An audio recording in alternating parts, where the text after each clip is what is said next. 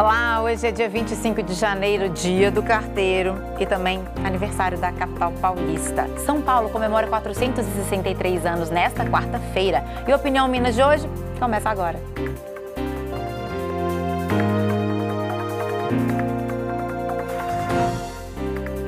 Então vamos conferir agora as principais manchetes dos jornais de hoje? Pode rodar.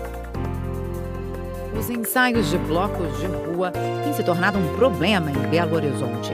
Relatos de assaltos, confusões e brigas nos primeiros eventos pré-carnavalescos abrem discussões sobre a infraestrutura e a segurança no período da folia, marcada para o dia 11.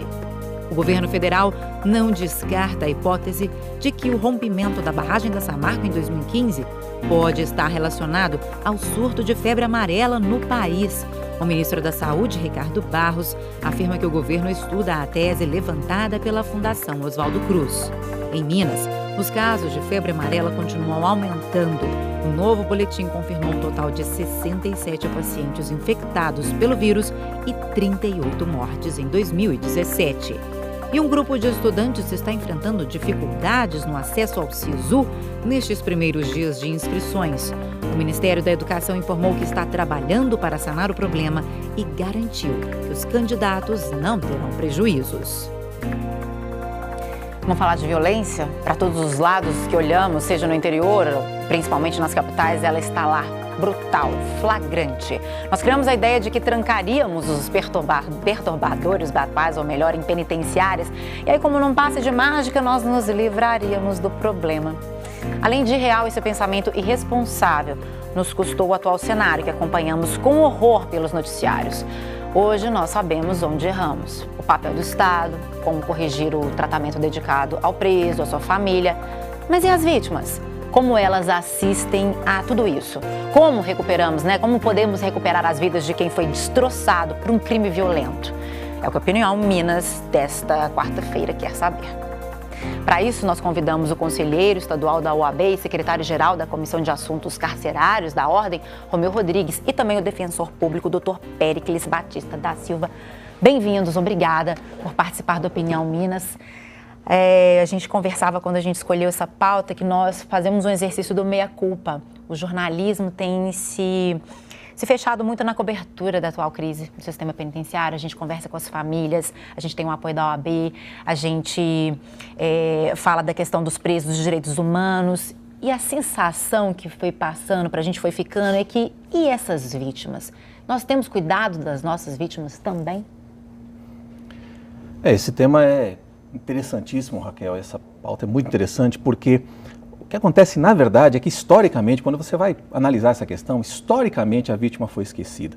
Lá no tempo da vingança privada, se a pessoa fazia alguma coisa, lá nos tempos mais primitivos, a pessoa fazia alguma coisa contra você, você tinha o protagonismo de buscar a vingança. Então a vítima ia atrás.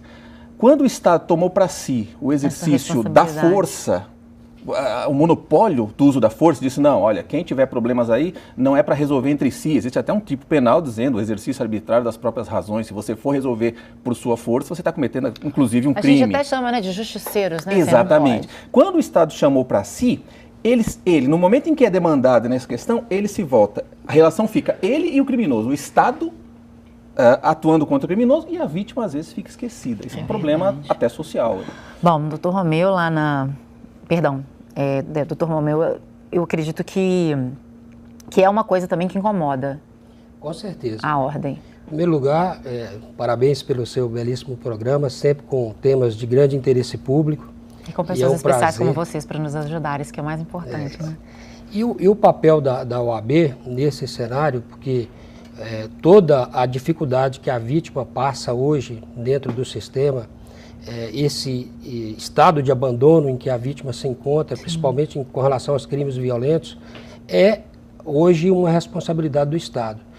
E agora, a partir desse colapso do sistema prisional, nos demos conta, principalmente o Estado, de que não adianta jogar o preso no sistema prisional e trancar chaves. É bem aquilo que eu falei, né? A gente achou que ia ser uma mágica e aí ia ficar tudo bem. Porque a função da pena, além de punir, ela é de ressocializar. Esquecemos dessa parte. Mas a gente sabe que isso só acontece nas APACs, né? Apesar que a gente até tem um número expressivo de APACs aqui no estado de Minas Gerais. Mas a gente não vê esse investimento de de ressocialização, de reestruturação desse ser humano. Por quê? Qual que é o trave?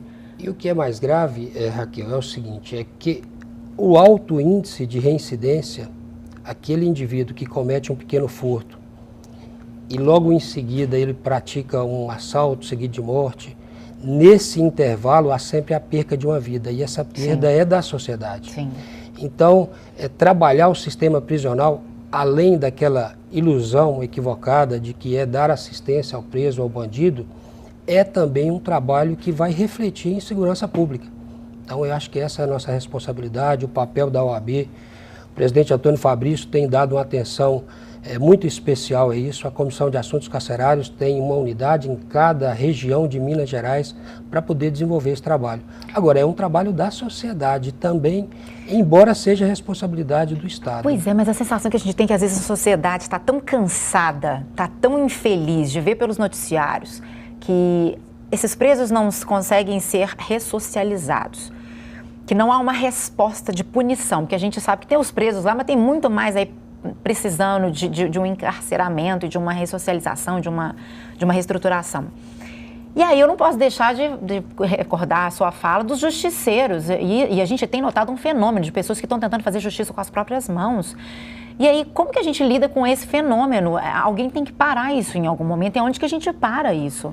Porque eu não consigo nem tirar a razão da pessoa. Está errado, mas a gente não consegue tirar a razão. Um caminho talvez seria uma compreensão mais ampla da questão, né? Não vamos esquecer que nós, como seres humanos, né, temos sangue nas veias. Sim. Então, se acontece um crime contra alguém da sua família, uma pessoa muito próxima, você tem o direito até de se insurgir, de perder um pouco a razão, de dizer coisas do tipo, eu quero que essa pessoa apodreça na cadeia, eu quero que ele morra, ele deveria morrer, deveria cortar a cabeça dele, pendurar por aí. Sim. Algumas pessoas tentam linchar, né, pessoas cometeram delitos e assim por diante. Isso é uma coisa, a gente tem que respeitar, tem que entender e tem que dar assistência. Tá? Existem países, por exemplo, a Espanha, ela tem uma lei específica dizendo que, criando um programa de assistência às vítimas de crimes violentos e crimes sexuais. Sim. No Brasil, o Fundo Penitenciário fala alguma coisa disso, que o Fundo Penitenciário é um fundo criado para ser aplicado nessa questão penitenciária, além de construir presídios, etc., seria usado em programas de apoio à vítima, mas isso é muito tênue por enquanto. Então, você veja, a vítima fica, de certo modo, esse é o tema seu aqui, fica desamparada. Então, qual que é a ideia aí? Uma coisa é compreender, uma coisa é o sentimento da vítima. A gente tem que respeitar, tem que compreender e deveria haver institucionalmente uma atuação. A Defensoria Pública mesmo, ela pode muito bem atuar pela vítima em determinados momentos. Às vezes fica a sensação que só a Defensoria Pública que está podendo ajudar. Que a vítima, sim, sem dúvida, porque ela tem direitos e ela recorre à Defensoria Pública e aí ela pode ser assistida. Uma coisa é o sentimento da vítima, a gente tem que compreender. A outra coisa é a atuação do Estado. Por quê? Porque o Estado ele não tem esse sangue nas veias, ele tem que gerir isso aí com serenidade. Claro. Ele tem que entender que o preso não deve ser morto, nem deve apodrecer na prisão. O preso tem que dar para ele o que a lei diz. O que a lei diz? Ele vai ser condenado e vai num cárcere. Então, é condenado no cárcere. Com alimento, não precisa ter regalia, mas tem que ter lá condições mínimas. O Estado faz isso. O problema é que muitas vezes algumas pessoas se apropriam desse discurso emocional que a gente entende da família e aproveitam isso até para os seus interesses. Mas eu até entendo como é que oportunistas se apropriam desses discursos, porque quando a gente foi investigar para fazer essa pauta, a primeira coisa que vem à nossa cabeça é procurar o Núcleo de Atendimento às Vítimas de Crimes Violentos, que tinha um escritório aqui em Belo Horizonte, porque era uma referência, principalmente para jornalista e, claro, para quem é vítima de crime violento. Com surpresa, a gente descobriu que o núcleo foi extinto em 2015 e agora ele está sendo gerenciado. Na verdade, ele não está sendo gerenciado, ele foi substituído por algumas centrais, os CRAS. Só que eles ainda não foram instalados em todas as regiões. E eu fico pensando, de novo, a gente não tem assistência, eu entendo esses oportunistas aí apelarem para essa fragilidade das vítimas de crime violento. A gente precisa, então, nós estamos indo atrás, é um retrocesso aqui no Brasil, porque se você citou muito bem, doutor Péricles, que no exterior você está tendo um investimento nesses núcleos de acompanhamento à vítima e aqui a gente está diminuindo esse núcleo, como é que você pode? OAB, pode ajudar a gente? Pode, com certeza. O papel da OAB, e que acredito também que seja o papel da imprensa, da Defensoria Pública, é provocar a discussão desse debate, porque sem uma provocação séria a respeito do assunto, fora essas questões de oportunistas que surgem a todo momento em diversos temas, a gente pode construir, sim, alternativas que venham ao encontro dessas soluções. E uma delas, por exemplo, a OAB tem assim, uma atuação muito incisiva, que é a Comissão de Direitos Humanos e a Comissão de Assuntos Carcerários, que tem esse atendimento, ainda que dentro das limitações da OAB, que faz esse acolhimento e o resgate do atendimento dessas vítimas na medida do possível. A gente acaba acreditando que a Comissão de Assuntos Carcerários, ela só ela tem uma visão, um foco mais voltado para o preso e para a sua família. Então, eu estou errada nessa visão. Na verdade, a atuação, quando se fala em assuntos carcerários, o próprio nome cárcere leva a essa sugestão. Mas a amplitude do sistema carcerário, ela envolve também o atendimento à própria família, né, de crimes violentos que foi vítima, de um sistema crimes. como um todo.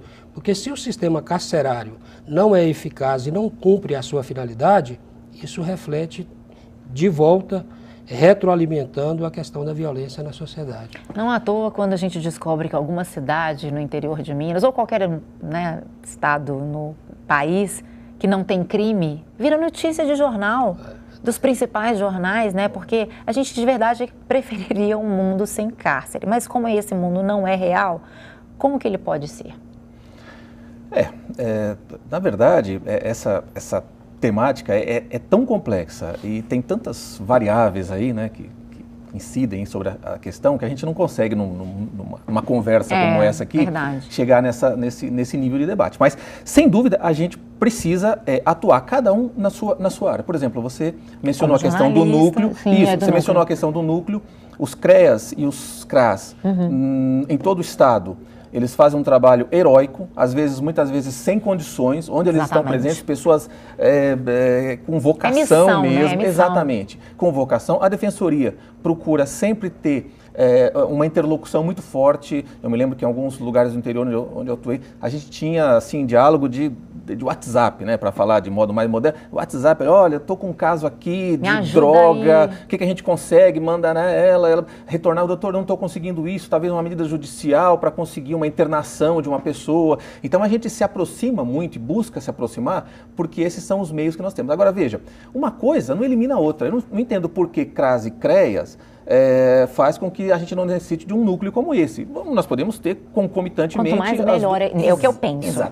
Exatamente. Né, para poder dar à população. A missão da Defensoria é basicamente cuidar, assim, numa frase, cuidar dos vulneráveis, na verdade. A Defensoria não vai para quem tem amplas condições de, nem deve ir, não é essa a sua missão.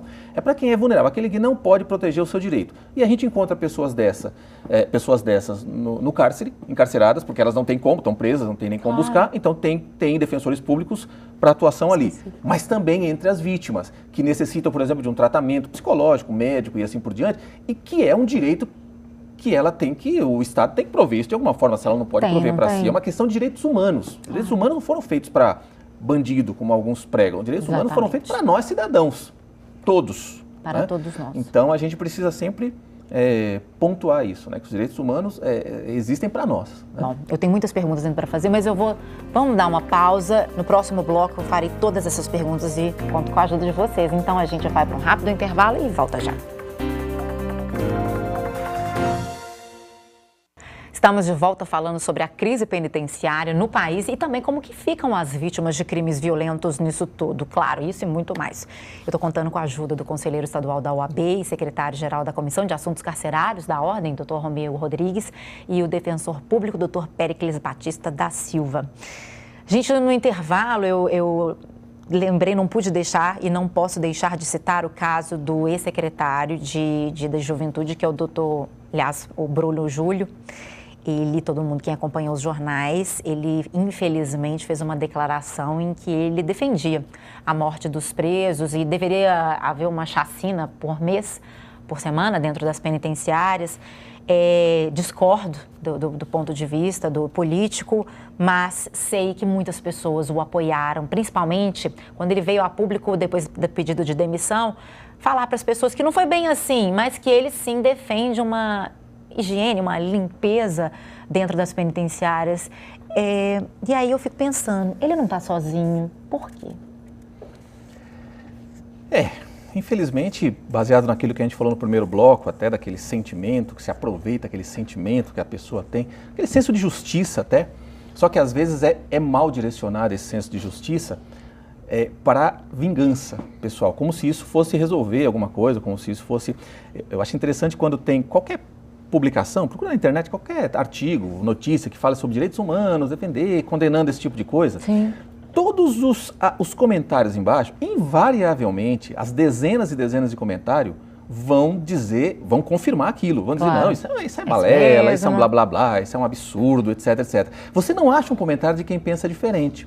Então, por isso é importante uma pauta, um debate como esse, para a gente dizer, não, sim, há muita gente que pensa diferente. Às vezes as pessoas até pela sua condição de mais pacificidade, uma pessoa mais, né, ela não quer entrar nesse tipo de debate, mas existe sim uma parcela, que bom, né, da população, que entende que uma coisa é uma coisa, outra coisa é outra coisa. Uma coisa é a pessoa ter cometido um delito e merecer a pena da lei. Outra coisa é você querer execrar a pessoa em praça pública, matar em praça pública, degolar a pessoa. Limpeza, esse tipo de limpeza, esse termo lembra nazismo, né? É muito triste que o secretário foi... Estava representando a juventude. Foi infeliz. Secretário da Juventude, ainda mais da juventude. Se fosse de outra, né, do idoso que já tem uma mente mais formada, eu acho que o dano seria menor. Mas da juventude, pensar isso... Mas foi infeliz, todo mundo erra. Acho que ele já, inclusive, se desculpou depois, posteriormente. Nessa desculpa, inclusive, vou fazer uma pergunta para o doutor Romeu. Ele fez uma crítica, eu vou fazer advogada do diabo, que eu não posso deixar de dar a razão. Eu tiro a razão do Bruno por causa dessa declaração infeliz, mas eu dou a razão para o que ele falou. Ele disse que está havendo uma valorização muito grande da morte dos condenados, muito maior que quando um bandido mata um pai de família voltando do seu trabalho. O senhor concorda? Veja bem, o foco é diferente. A pessoa pega, por exemplo, o atual quadro de criminalidade em que a sociedade vive e numa declaração isolada dessa, passa-se a impressão de que isso seja verdadeiro, mas é uma grande falácia. Tanto é que se isso resolvesse o problema, nós não estaríamos vivendo o colapso do sistema prisional. Sim. Né? O destaque que se dá hoje à morte dos presos, né, na região do Norte, Nordeste, sim, e a sociedade, de alguma forma, parte da sociedade aplaudir isso, é lamentável, isso não resolve o problema. Aqueles presos, ainda que tenham cometido graves crimes, estão sob a custódia do Estado. Né? Então, o Estado são responsáveis por eles.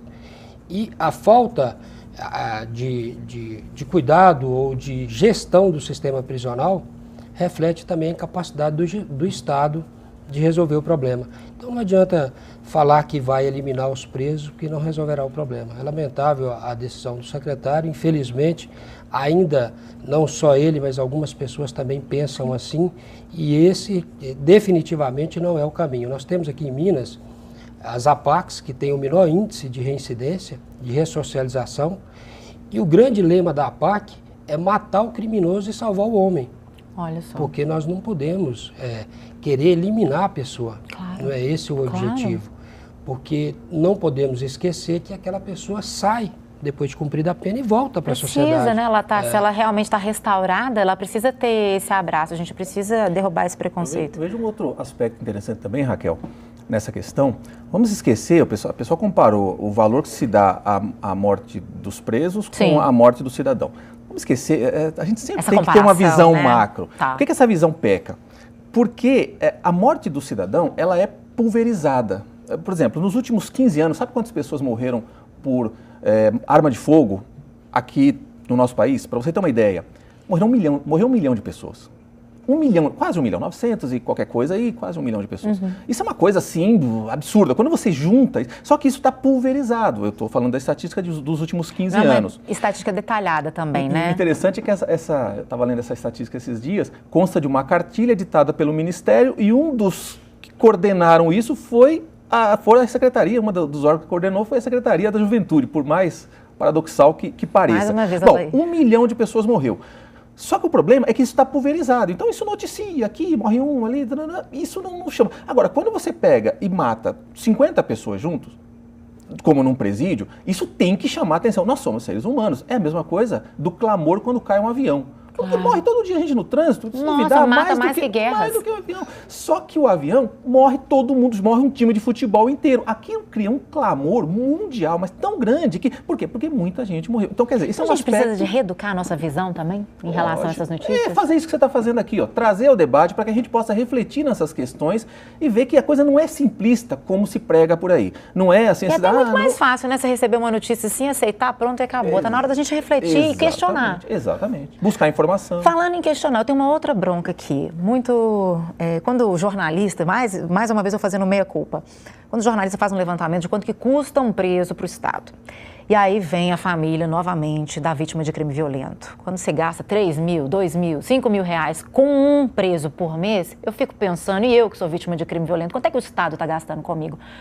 Existe isso incomoda, e como que a gente vai trabalhar essa equação? Ou tá certo, a gente tem que gastar mais com a ressocialização do que com a assistência à vítima?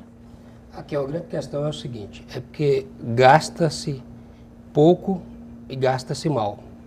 Todo esse dinheiro que é investido no sistema prisional, embora seja uma quantia expressiva, ele é um dinheiro que é jogado e é perdido, porque nós não temos a contrapartida daquele investimento que o Estado faz. Claro. E o dinheiro do Estado não é do Estado, órgão, instituição, é da sociedade, é um dinheiro nosso, dos nossos impostos.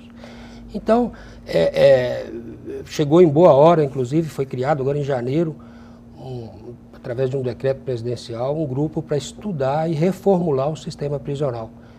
Porque não se pode gastar o que se gasta hoje tendo um sistema prisional ineficiente, sem que aquele sistema prisional preste contas à sociedade da sua função. Essa é a maior crítica que eu vejo, não fazendo aí o paralelo com relação à questão simplesmente numerária de quanto que se gasta individualmente hoje para o Estado cada preso e quanto que é investido em proteção ou na assistência à vítima dos crimes violentos, né?